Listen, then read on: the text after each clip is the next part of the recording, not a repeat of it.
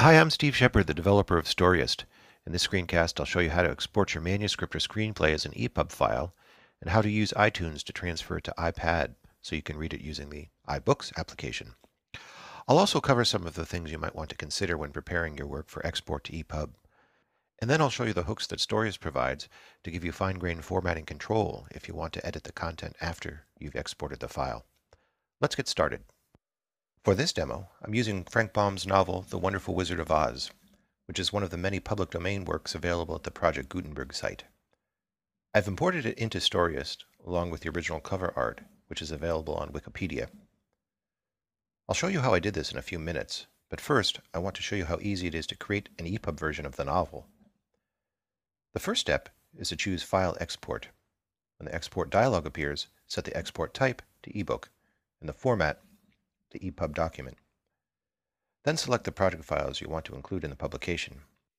In this example, there is only one text file, but you can combine several files into one ebook if you want. If you've got a cover image in the project, select it too. If not, don't worry, Storyist will create a generic cover for you. After you've selected the items you want to include in the ebook, click Next. You'll see a list containing the items you just selected. Arrange them in the order they should appear in the publication, then click Next again. Enter the title, author, and a short description of the work. Then add any metadata or card catalog information you want to include in the file. To add metadata, click the Add button and choose the metadata tag name from the pop-up. There are tags for subject, publisher, author, contributor, ISBN, type, format, source, language, and rights. You don't need to use them all. Note that the iBooks application for iPad categorizes ePub files based on the text in the subject field. If you want to learn more about these tags, please consult the user's guide. When you've got the publication information set up as you want it, you can optionally save it as a preset to use the next time you export your ebook. To do this, click the Presets button and choose Save as Preset. Enter a name for the preset, then click Save. Now we're ready to save the file. Click Next one more time. The Save dialog appears.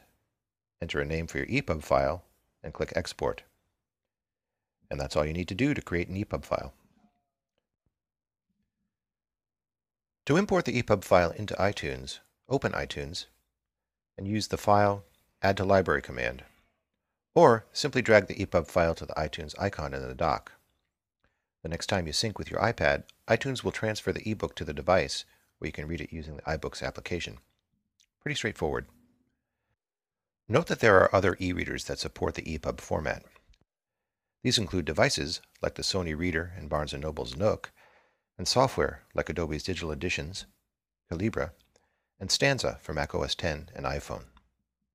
Now let me show you how I created the Wizard of Oz project and talk about some of the things you might want to consider when preparing a manuscript for export to ePub. I'll start by creating a new project using the blank project template, and then I'll drag a plaintext file containing the manuscript to the project view. The file doesn't need to be a plaintext file. In fact, you can use any of the formats that Storyist supports, including RTF, Microsoft Word, and for screenwriters, Final Draft. I chose plaintext for this screencast so we could build the project from the ground up. Notice that the text is imported, but as you would expect from a plaintext file, there's no formatting or outline information. So the first thing I'll do is select all the text and apply the body text style to make it a little more readable. Then I'll go through and apply the heading 1 style to the chapter titles.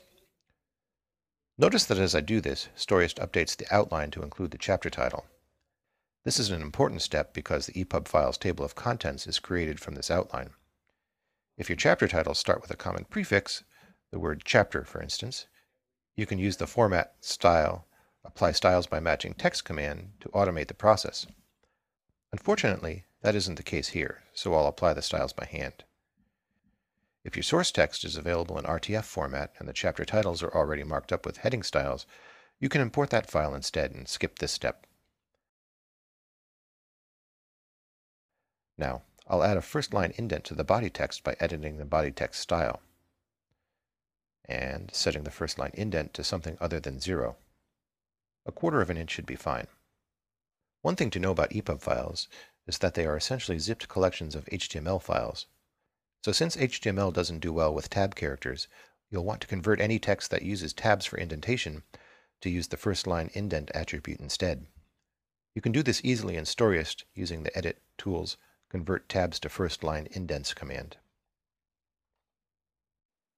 Another thing to know about ePub files is that, unlike PDF files, the text is reflowed by readers to fit the screen you are reading on.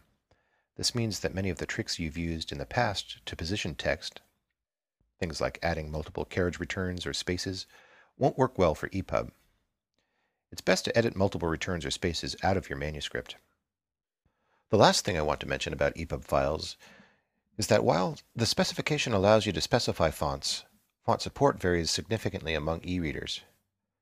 Many devices supply only a handful of fonts and override the fonts you specify with a single font the reader chooses, so there's little to be gained by specifying the fonts yourself. To finish, I'll drag the cover image to the project view and use the File Export command to create the ePub file.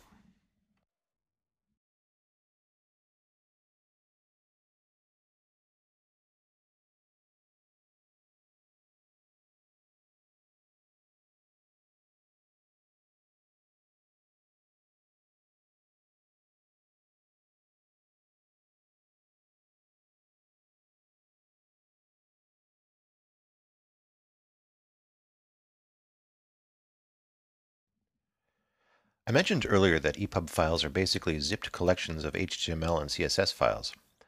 So if you're feeling adventurous and are comfortable editing HTML and CSS, you can modify the exported ePub files if you want. Let me show you how. The first thing to do is to unzip the ePub file, and you can use pretty much any zip tool to do this. I like Springy because it gives you a Finder-like interface for viewing and editing archive contents. Here's our Wizard of Oz example. The first two files, iTunes Artwork and iTunes Metadata.plist, are not actually part of the ePub specification. Apple adds these files to hold high-res cover images and iTunes metadata. The meta.inf folder contains a file that points to the ePub data, and the MIME-type file just contains the ePub MIME type, which is application/ePub plus zip. Most of the interesting stuff is in the OPS folder. Here you'll find HTML files for the cover and text of the publication, along with folders for CSS and images. If you open one of the HTML files, you'll see that, unlike some computer-generated markup, the contents are very clean and readable. Storyist adds CSS class names to each paragraph. The names match the stylesheet names in the project file, so if you want to fine-tune the formatting, all you have to do is edit the main CSS file. The last two files, talk.ncx and talk.opf, describe the contents and metadata of the ePub file itself. If you add files to the ePub archive, you'll need to edit them as well. This is a more advanced topic, and I won't cover it here, but you can find the information on these files in the specs, which you can find at the following web addresses. If you'd like to see an example Storyist ePub file, you can download the Storyist user guide from the Storyist website. That's about it. Thanks for listening.